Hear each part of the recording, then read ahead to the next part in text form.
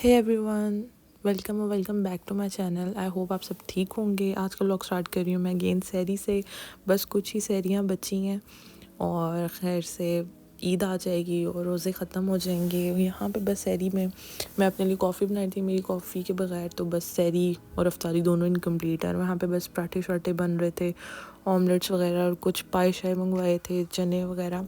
अब आखिरी सहरी हैं तो ज़रा फुल फ्लेज तरीके से कर ली जाए। यहाँ पे देखो मेरी कॉफ़ी इतनी फ्रॉथी तैयार हुई थी और बस मैं इसी के लिए वेट कर रही होती हूँ बहुत देर से। सो यह सारा दिन बहुत ही बिजी था। उसके बाद डायरेक्ट टाइम हो गया इफ्तारी का और इफ्तारी में मेरी एक ही ड्यूटी थी, ये पास्ता बनाना। तो मैंने कहा मैं आपके साथ इसकी रेसिपी शेयर करती हूँ।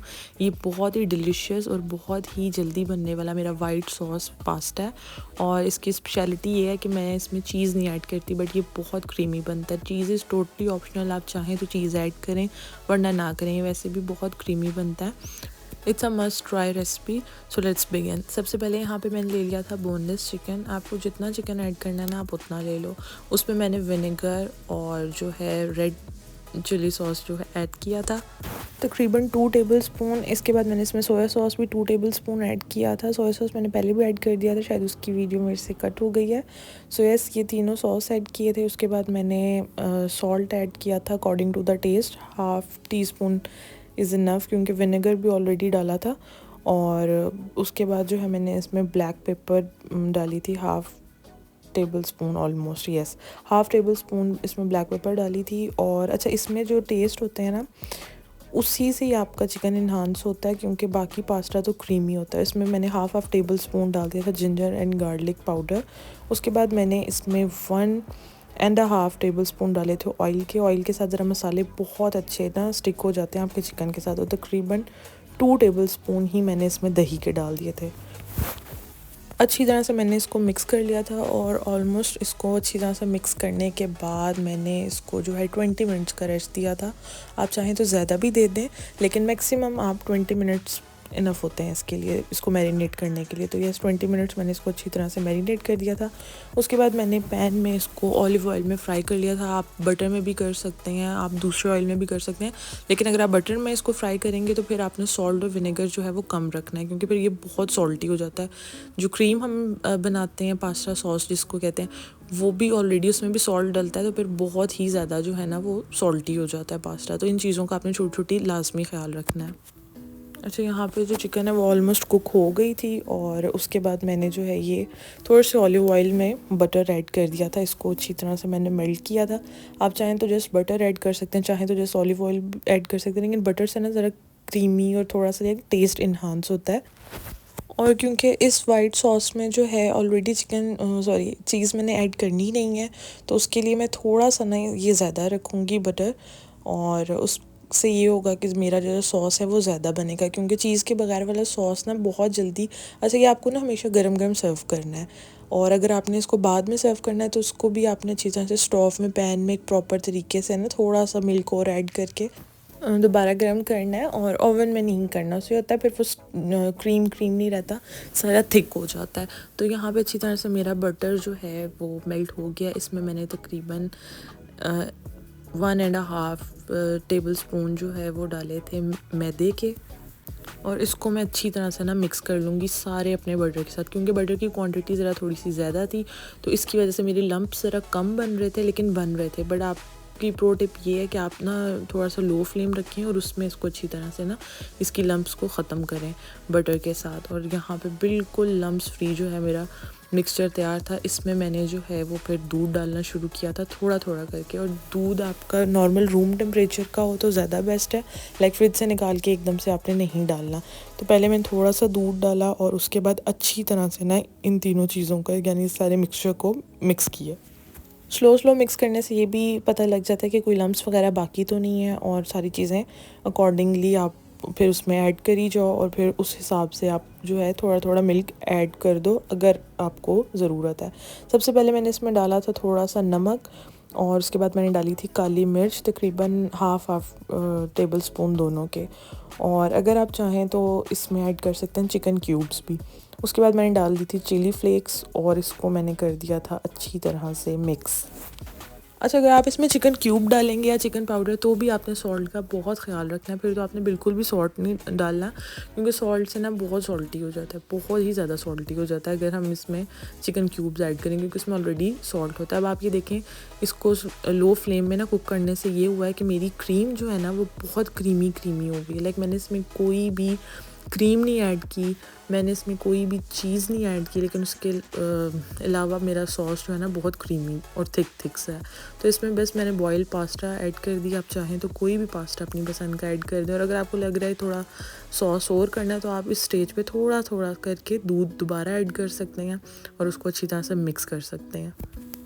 तो एक आपका बहुत ही क्रीमी सा पास्ता तैयार हो जाएगा। यहाँ पे जो मैंने सारा चिकन पहले फ्राई कर दिया था वो मैंने साइड पे सेपरेट प्लेट में निकाल दिया था। उसके बाद मैंने इसके अंदर वो ऐड कर दिया था, इसको अच्छी तरह से मैंने मिक्स कर दिया था ताकि ये दोनों अच्छी तरह से आपस में मिक्स हो जाए। लाइक चिकन में एक फ्लेवर आ जाए तिक्के वाला, और बाकी जो हमारा पास्ता है वो क्रीमी रहे, सॉस का ही उसमें टेस्ट हो। ऊपर से मैंने गार्निश की थी इसके अंदर शिमला मिर्च, आप चाहें तो पार्सले या ऑरिगेनो कुछ भी स्प्रिंकल कर सकते हैं, और थोड़ा सा बस इसको करके और प्रेजेंट कर दिया था। खैर यहाँ पे हम लोग इफ्तारी वगैरह करके आ गए थे शॉपिंग के लिए, क्योंकि Eid is around the corner, और बस शॉपिंग ख़त्म होने का नाम ही नहीं लेती। बेसिकली ख़त्म हो जाती है, लेकिन कुछ ना कुछ आपका छोटी छोटी चीज़ें पेंडिंग रह जाती हैं। तो यहाँ पे बस हम सारी वही चीज़ें देख रहे थे, कुछ ट्राउज़र चाहिए थे, और बस यहाँ पे अच्छे अच्छे प्रिंट्स, लाइमलाइट की मुझे सफ़ा कलेक्शन बहुत अच्छी लगी है, और कुछ प्राइसेस भी इनकी रीज़नेबल थी। तो ये होता है कि कुछ आप ईद के लिए ड्रेसेस ले लेते हो और कुछ ईद के बाद के लिए भी कि आपके वो अच्छे से चल जाते हैं, क्योंकि ईद की शॉपिंग का एक माहौल बना होता है रोज़ों में कुछ ये वो, तो ईद के बाद फिर आप उस तरह से निकलते भी नहीं हो।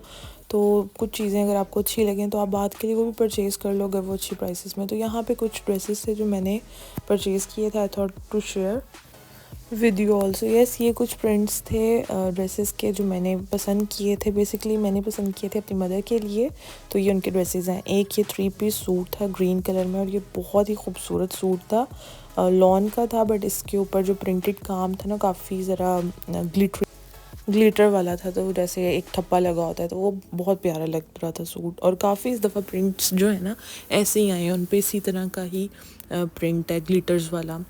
एक ये सूट लिया था 2 पीस पिंक कलर में, और एक मैंने ये मस्टर्ड से कलर का सूट जो है लिया था। तो ये 3 सूट थे जो परचेज़ किए थे, और ये तीनों बहुत ही अच्छे थे, मतलब काफ़ी अच्छे इनके प्रिंट्स। अगर आप चाहें तो उनको ईद पे भी पहन सकते हैं, अगर आपका टेलर ये जल्दी से आपको सी दे तो भी आप पहन सकते हैं। मुझे बस बाय चांस ये इयररिंग्स पसंद आ गए थे, काफ़ी एलिगेंट सिंपल से थे, और लकीली इनकी प्राइस भी काफ़ी रीज़नेबल थी, 300 में मुझे ये मिल गए थे।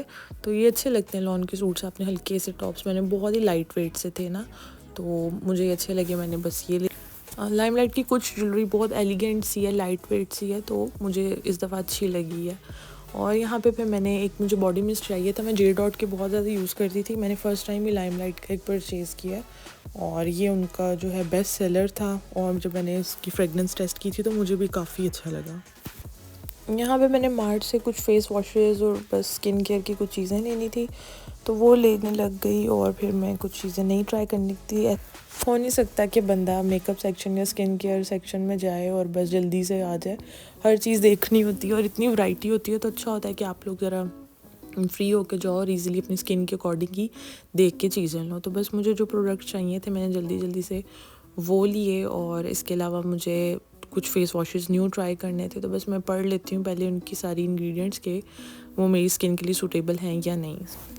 बस यहाँ पे हमारी शॉपिंग हो गई थी कंप्लीट फाइनली, काफ़ी ज़्यादा चीज़ें आ गई थी, काफ़ी नहीं होपफुली सभी आ गया था, बट स्टिल छोटा छोटा कुछ ना कुछ पेंडिंग रह ही जाता है लास्ट डे के लिए। सो बस मैं घर आ गई थी, और घर आके फिर मैंने कहा मैं आप लोगों के साथ शेयर करती हूँ कि मैं क्या क्या चीज़ें लाई हूँ। सबसे पहले तो मैं नेल रिमूवर लेके आई थी, क्योंकि ईद पे आपको पता है नेल पॉलिश वगैरह लगानी पड़ जाती है, और फिर नमाज के लिए फ़ौरन उतारनी भी पड़ जाती है, और हमेशा नेल रिमूवर जो है ना वो गायब होता है। तो मैं ये सॉफ्ट टच का यूज़ करती हूँ, ये काफ़ी अच्छा है, लाइक ये आपके नेल्स बहुत ज़्यादा ड्राई नहीं करता। सेकंड, मैं ये एक बड़ा पिंटरेस्टी टाइप सा ना मग लेके आई हूँ, और मुझे हमेशा समर्स में ना दिल करता है कि मैं एक बस ऐसा अच्छा सा क्यूट सा मग ले लूँ। इसी बहाने मैं ज़रा पानी भी पीती रहती हूँ। खैर ये तो बहुत जंबो साइज़ था, बट ये बहुत ही क्यूट मुझे लग रहा था, मुझे इतना फैसिनेट कर रहा था, तो मैंने बस एक ये ले लिया था। उसके बाद गर्मियों में तो आप जितने ज़्यादा जो है ना मिस्ट, बॉडी स्प्रे और परफ्यूम ये चीज़ें लगाओ वो अच्छा रहता है, आपकी हाइजीन के लिए भी अच्छा रहता है। तो मुझे फ़ा के रोलर्स बेसिकली ख़ुद बहुत ज़्यादा पसंद है और ये बजट फ्रेंडली भी हैं। तो इस दफ़ा मैंने ये वाले 2 लिए थे और इन दोनों की फ्रेगनेंस बहुत ही अच्छी है। साथ मुझे जो है नाइसिनमाइड मेरा ख़त्म हुआ था, मैं कॉन नेचुरल के बहुत ज़्यादा सीरम्स यूज़ करती हूँ, मेरा one of the favourite brand है और ऑनलाइन ही मैं उनकी वेबसाइट से मंगाती हूँ। बट मुझे ये मिल गए और मेरे ख़त्म भी हुए थे, तो मैंने कहा अब कौन इसको ऑर्डर करे और फिर वेट करे इतना इसके आने का। और वैसे ही आजकल ईद के दिन है तो आपकी डिलीवरीज़ वगैरह वैसे ही बहुत लेट हो जाती हैं, तो मुझे स्किन केयर मैं एक आध दिन भी ना लगाऊँ फिर वो चीज़ ब्रेकआउट का डर लगने लग जाता है, स्पेशली ईद के करीब तो पिंपल कोई ना कोई आ ही जाता है। तो मैंने बस वहीं से पिक कर लिया और फिर मैं एक लेके आई थी हेयर कलर अपने लिए कि ईद है तो चलो अच्छा है थोड़ा सा एक नेचुरल टोन में ही रह के अपने बालों को रिफ़्रेश कर लिया जाए। मेरे रेवलॉन के कलर मुझे अच्छे लगते हैं, मेरे बालों को सूट भी करते हैं, बहुत ज़्यादा डैमेज नहीं करते। तो बस मैंने एक कलर पसंद किया और कलर का शेड पसंद करना ना एक बहुत बड़ा टास्क है, ये भी कभी कौन सा पसंद आ जाता है कभी कौन सा। तो बस इस दफ़ा मुझे ये पसंद आया था, इसका 49 ये बड़ा चेरी टाइप सा एक ब्राउनी कलर है। और इसके अलावा फिर मैंने ये एक सॉफ्ट टच की मसाज क्रीम ली थी, बेसिकली मेरी ख़त्म हो गई थी, मैंने इसको रीस्टॉक किया। इसके साथ साथ मैंने सॉफ्ट टच के प्रॉपर फेशियल किट जो है ना वो सारे प्रोडक्ट्स भी लिए हैं, बट वो मैं आपको नेक्स्ट वीडियो में शेयर करूँगी। सॉफ्ट टच के प्रोडक्ट्स के रिजल्ट बहुत अच्छे होते हैं, उन सब प्रोडक्ट्स का मैं आपको रिव्यू दूँगी इंशाल्लाह बहुत जल्दी, होपफुली नेक्स्ट वीडियो में। तो आपने वो भी ज़रूर वॉच करनी है। तो बस ये सारी चीज़ें थी जो मैंने ली थी अपनी। So yeah, this is for today's vlog. I hope you like the video. If you do, please like, share and subscribe. See you in the next vlog. Bye.